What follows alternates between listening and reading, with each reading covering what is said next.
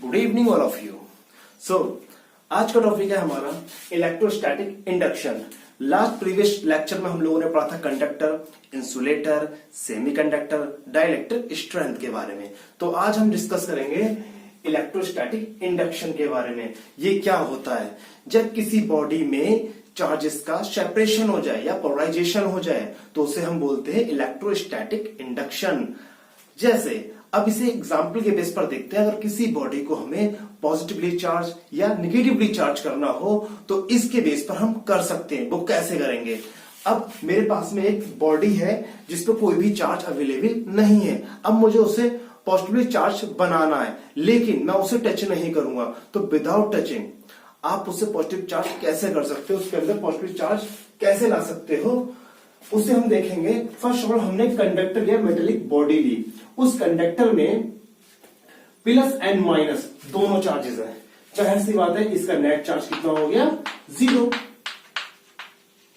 Net charge 0, जिसे plus minus दोनों की क्वांटिटी इक्वल है। उसके बाद में हम उसके पास में एक निगेटिवली चार्ज बॉडी उसके पास लेकर आए। जब निगेटिवली चार्ज बॉडी उसके पास लेकर आए तो इस पर जो निगेटिव चार्जेस हैं, ये निगेटिव चार्जेस इस बॉडी के अंदर निगेटिव चार्जेस को क्या करेंगे? रिपेल करेंगे। तो इस रिपल्सन के कारण ये निगेटिव चार्जेस इससे दूर जाएंगे, मतलब इस बॉडी के इस साइड में आएंगे, जो इस साइड आपको देखने को मिल रहे हैं। एंड ये माइनस चार्जेस जो है वो पॉजिटिव चार्ज को अपनी ओर अट्रैक्ट करेंगे, मतलब पॉजिटिव चार्जेस माइनस की ओर अट्रैक्ट होंगे। तो ये प्लस इस सरफेस आ जाएंगे और माइनस इस सरफेस पे आएंगे। तो आप देख सकते हैं इस प्रोसेस को बोलते हैं पोलराइजेशन, मतलब चार्जेस का सेपरेशन। उसके बाद में हमने क्या किया? इस बॉडी को अर्थिंग कर दिया, मतलब अर्थ से कनेक्ट कर दिया। जब अर्थ से कनेक्ट कर दिया तब क्या हुआ? तो ये सारे इलेक्ट्रॉन इस अर्थ में चले गए, इस मीडियम से। अर्थ भी हमारी कंडक्टर है, उसके पास बहुत सारे चार्जेस है, प्लस एंड माइनस के। तो उसने क्या किया? माइनस चार्जेस को अपने अंदर ले गया और उसे न्यूट्रल कर दिया, 0 हो गया। अब हमारी इस बॉडी के पास में कौन से चार्ज बचे? हमारी इस बॉडी के पास में चार्ज बचे only plus.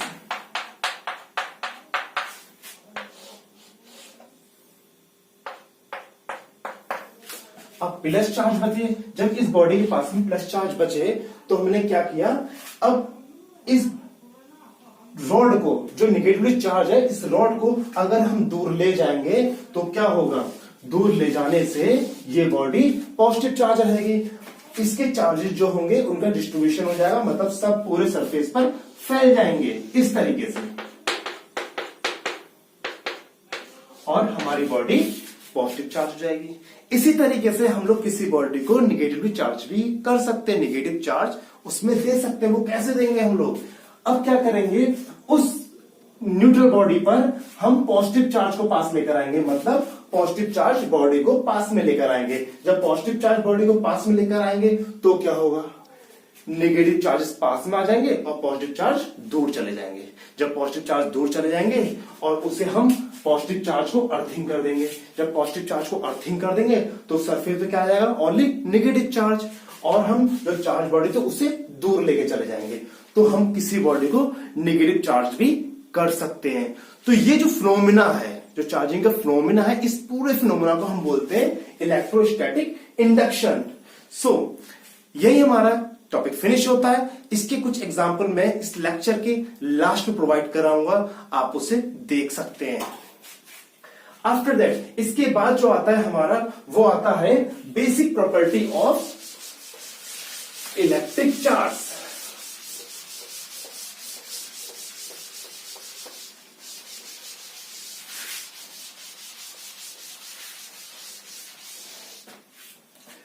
Basic property of electric charge.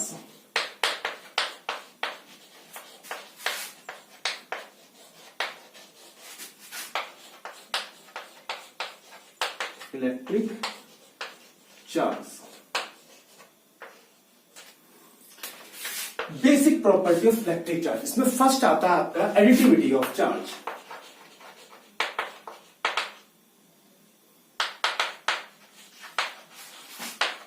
Additivity of charge. And second one आता है आपका क्वांटाइजेशन,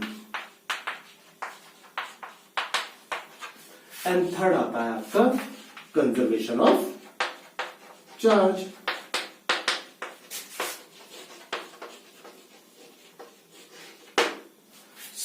बात करते हैं फर्स्ट टॉपिक हम एडिटिविटी ऑफ चार्जेस की। ये क्या है, हम चार्जेस का सम कैसे कर सकते हैं। अब बात करते हैं कोई भी चार्ज एंड मास, किसी बॉडी का मास और उसमें प्रेजेंट चार्ज। देखो मास हमारी एक स्केलर क्वांटिटी होती है, चार्ज हमारा भी स्केलर क्वांटिटी होगा। क्यों? रीजन, मैंने फर्स्ट लेक्चर में आपको मास एंड चार्ज में कुछ रिलेशन बताया था। चार्ज जो होता है वो मास पर डिपेंड करता है।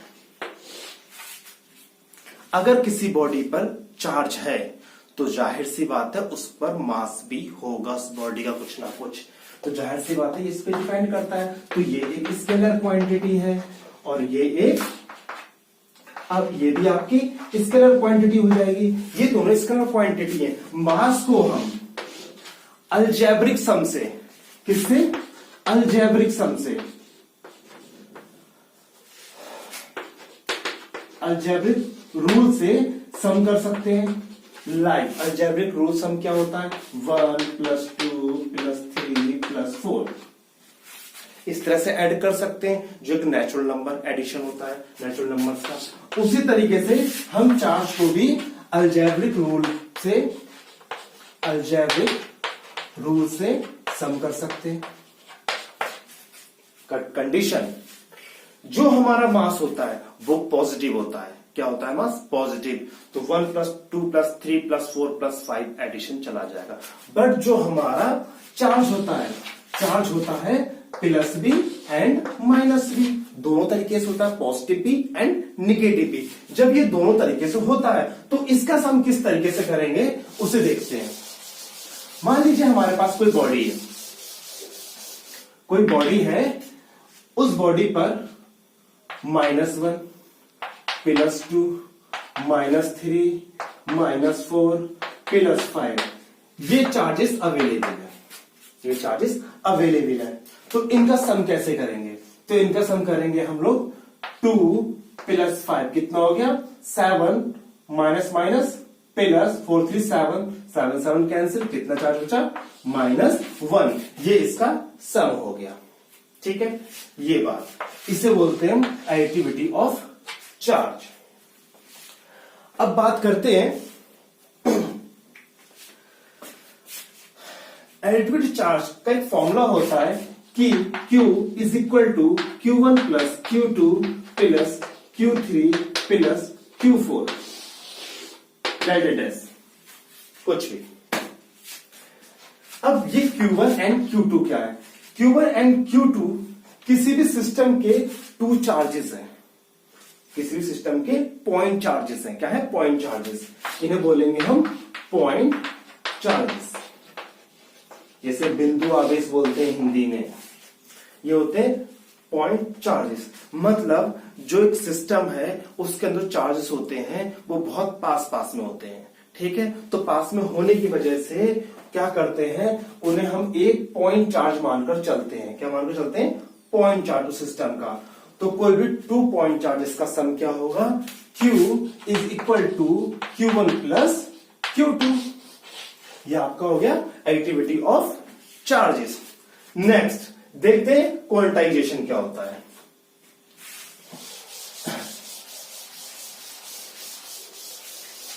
इसमें एक बात याद रखना आप लोग, जो चार्ज होता है वो क्या होता है? Scalar quantity. क्या होता है? Scalar quantity. इसे अलजेब्रिक रूल से ही सम करते हैं। इसका सम क्या होता है? अलजेब्रिक रूल के बेस पर ही होता है। नेक्स्ट देखते हैं कंजर्वेशन ऑफ चार्जेस, फिर क्वांटाइजेशन बाद में देखते हैं। कंजर्वेशन ऑफ चार्जेस क्या होता है?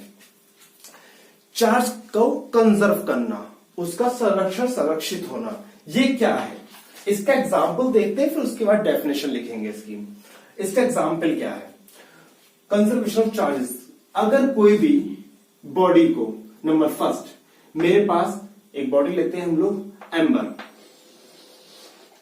एम्बर के पास -2 एंड +2 चार्जेस है। सेकंड लेते हैं आपका क्लॉथ।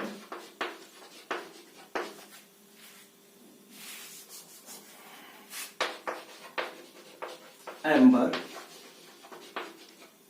क्लॉथ, ये दो चीजें हम लोगों ने ली हैं। इस पर +3 एंड -3 चार्जेस है। अब इन दोनों बॉडीज को अगर हम रब करते हैं, इन दोनों बॉडीज को जब आपस में रब करेंगे, जब रब करेंगे तो हमने देखा इसमें से 2 इलेक्ट्रॉन ट्रांसफर हो गए। क्या हो गया? 2 इलेक्ट्रॉन्स ट्रांसफर हो गए। अगर 2 इलेक्ट्रॉन्स ट्रांसफर हो गए तो क्या हुआ? अब देखो, इनका नेट चार्ज पहले क्या था? 0 था। नेट चार्ज क्या था? 0। इसका भी नेट चार्ज पहले क्या था? 0। जब 2 इलेक्ट्रॉन्स इसमें से इसमें ट्रांसफर हो गया तब इसका नेट चार्ज क्या रहा? Net charge.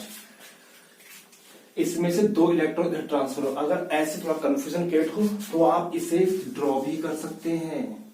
+3 थे एंड -3 थे। इधर -2 है, इधर +2 है। ओके, सो इधर से 2 इलेक्ट्रॉन इधर की ओर ट्रांसफर हुए। 2 इलेक्ट्रॉन जब ट्रांसफर हुए तो कितने इलेक्ट्रॉन हो गए? इधर हो गए 1 1 2 तो पॉजिटिव थे, और 1 1 2 3 4 -4, ये कितने हो गए? -2। चार्ज कितना है? -2। अब इधर कितना बचा? 1 2 3, 3 तो आपके प्लस हो गए एंड 2 इलेक्ट्रॉन्स ट्रांसफर हो चुके हैं। इधर क्या बचा? 1, तो कितना होगा? प्लस के 2, -2 एंड +2। ये निगेटिवली चार्ज है एंड पॉजिटिव चार्ज है। ये क्या है? ये इसका इक्वल ट्रांसमिशन है। इधर -2, इधर +2। अब इस बॉडी को हमारा भी ट्रांसमिशन हो चुका है, इलेक्ट्रॉन्स का ट्रांसफर भी हो चुका है। इस बॉडी को अगर हम पास में लाते हैं दोबारा क्या हो जाएगा? ये न्यूट्रल हो जाएगा। अभी हमने क्या किया? इसे चार्ज किया, निगेटिव चार्ज किया, इसे पॉजिटिवली चार्ज कर लिया। अब इस बॉडी को अगर पास में लेकर आते हैं तो उनका नेट चार्ज क्या हो जाएगा? 0। ये वापस न्यूट्रल हो जाएंगे। मतलब कोई एक ऐसा प्रोसेस होता है कि ये अपने प्लस माइनस दोनों इक्वल कर लेते हैं। इक्वल कर लेते हैं, जब दोनों इक्वल हो जाएंगे तो इनका नेट चार्ज क्या हो जाएगा? 0। तो इसी को बोलते हैं conservation of charges. Second example देखते हैं।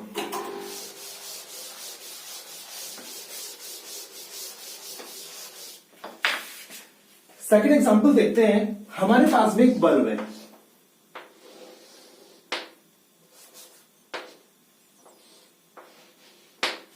एक बल्ब है, उस बल्ब को एक बैटरी से कनेक्ट करते हैं।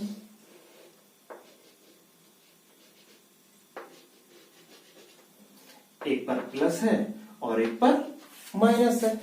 देन अभी ये बॉडी हमारे क्या है? न्यूट्रल है, इस पर कोई भी चार्ज नहीं है। इसे हम कनेक्ट करते हैं प्लस से और एक सरफेस कनेक्ट करते हैं माइनस से।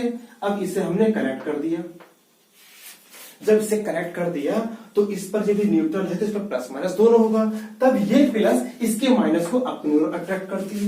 ये माइनस इलेक्ट्रॉन कम्स आउट, ये बाहर की ओर आएंगे एंड गोइंग इन, ये अंदर की ओर जाएंगे क्योंकि माइनस इधर आएंगे तो इसके प्लस इस माइनस को अपने ओर अट्रैक्ट करेंगे। तो जितने इलेक्ट्रॉन, सपोज 1, अगर 2 इलेक्ट्रॉन इस बैटरी में आए हैं तो 2 इलेक्ट्रॉन गए भी हैं। जितने इलेक्ट्रॉन्स आए उतने इलेक्ट्रॉन गए, तो कोई भी इलेक्ट्रॉन वेस्ट नहीं हुआ। इस प्रोसेस को ही बोलते हैं कंजर्वेशन ऑफ चार्जेस। ये टॉपिक समझ में आया। इसके बाद देखते हैं इसकी डेफिनेशन क्या है।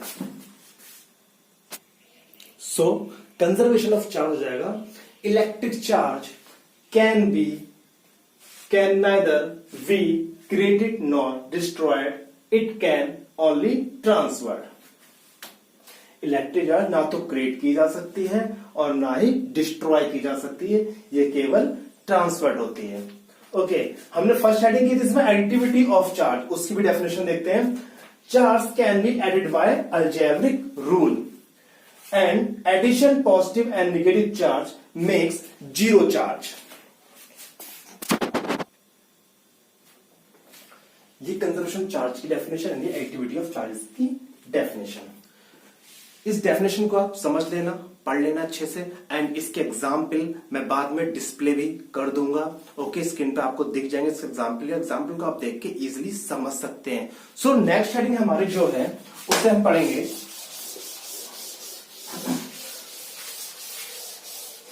Quantization of charges. Quantization of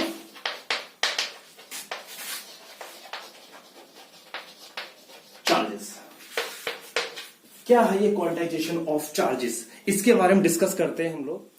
so quantization of charges क्या होता है?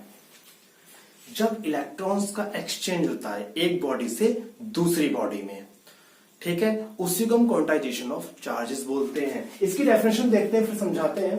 द मिनिमम वैल्यू E, मतलब the minimum value of electron of charge that can be used in the exchange process, जिसका यूज होता है एक्सचेंज प्रोसेस में, is the quantum of that physical amount.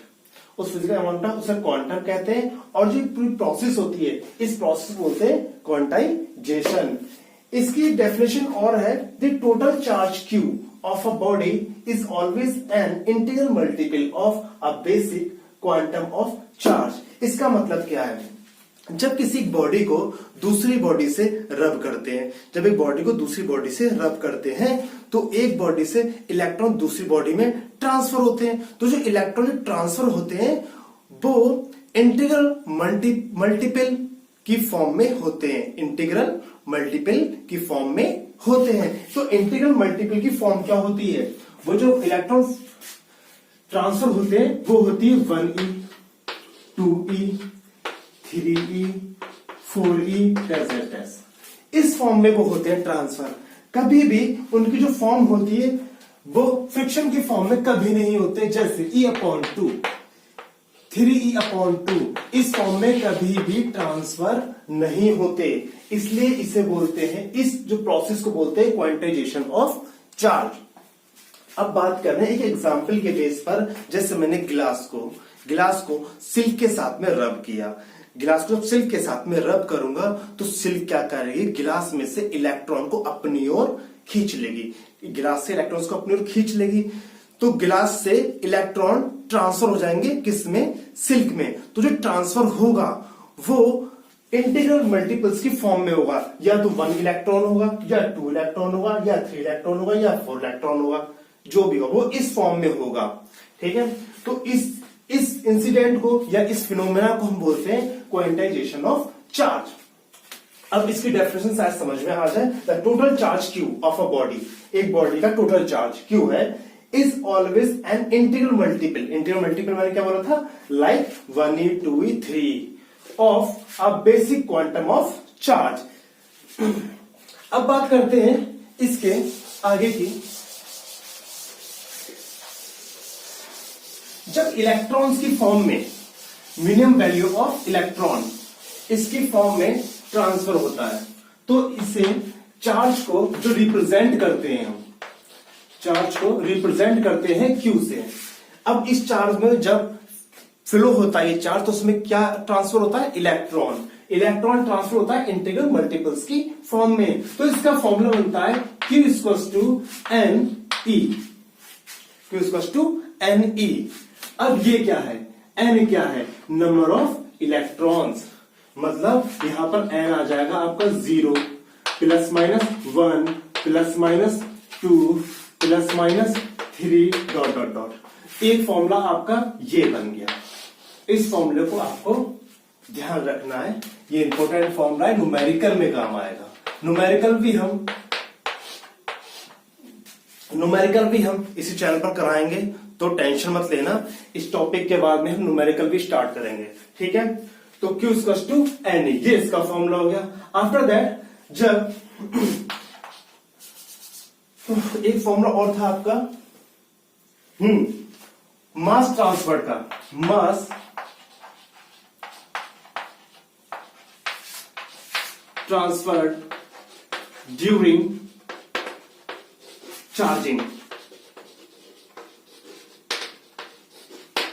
During charging. तो इसका formula होगा mass of electron me, mass of electron into n। n क्या है? Number of electrons. Okay, तो ये इसका फॉर्मूला होगा। सो मास ऑफ इलेक्ट्रॉन, तो इसके चार्ज की बात कर लेते हैं। तो E पर जो चार्ज होता है वो होता है 1.6 इंटू 10 की पावर माइनस 19 कूलम। क्या होता है? 19 कूलम। एंड इसका मास होता है मास of electron, mass of electron, mass of electron होता है 9.1 इंटू 10 की पावर माइनस 31 केजी। ठीक है, ये याद रखिएगा। अब इलेक्ट्रॉन पर अगर 1.6 इंटू 10 माइनस 19 कूलम होता है, तो इसी जगह पर जो प्रोटॉन पर होता है चार्ज, प्रोटॉन पे होता है 1.6 इंटू 10 की पावर माइनस 19। ये होता है प्लस और ये होता है माइनस। इलेक्ट्रॉन पर माइनस चार्ज होता है तो ये साइन इलेक्ट्रॉन का है, और ये पॉजिटिव चार्ज होता है प्रोटॉन, तो इस पर होता है 1.6 10 की पावर 19। दोनों पर सेम चार्ज होता है, बस एक पर माइनस और एक पर प्लस होता है। अब आप अगर इसकी बात करेंगे तो चार्ज ऑफ अल्फा पार्टिकल्स की भी कर लेते हैं। चार्ज ऑन अल्फा पार्टिकल्स यही लिख लेता हूं, charge on alpha particle. Alpha particle पे जो चार्ज होता है वो होता है 2 इंटू ई। 2 इंटू ई। ई की वैल्यू क्या है हमारे पास में? ई की वैल्यू है 1.6 इंटू 10 के माइनस 19। ये होता है अल्फा पार्टिकल पे चार्ज। अब इसके बाद क्वांटाइजेशन ऑफ चार्ज फिनिश हो गया। अब हम डिस्कस करेंगे इसके बारे में। हाल ही में एक नए पार्टिकल्स की हाइपोथेसिस की गई है।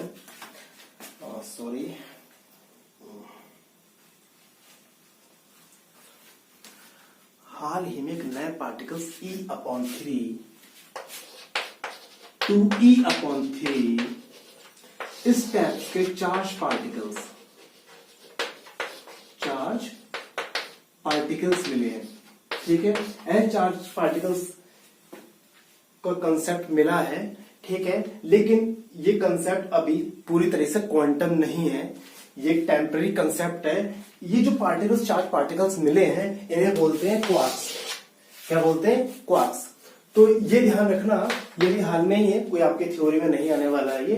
ठीक है, ये आपका इंपॉर्टेंट है, इसे आप नोट कर सकते हैं। एंड ये टॉपिक हम यही फिनिश करते हैं। एंड नेक्स्ट लेक्चर में हम लोग देखते हैं कूलॉम लॉ। कूलॉम लॉ क्या है? And thank you so much and good night.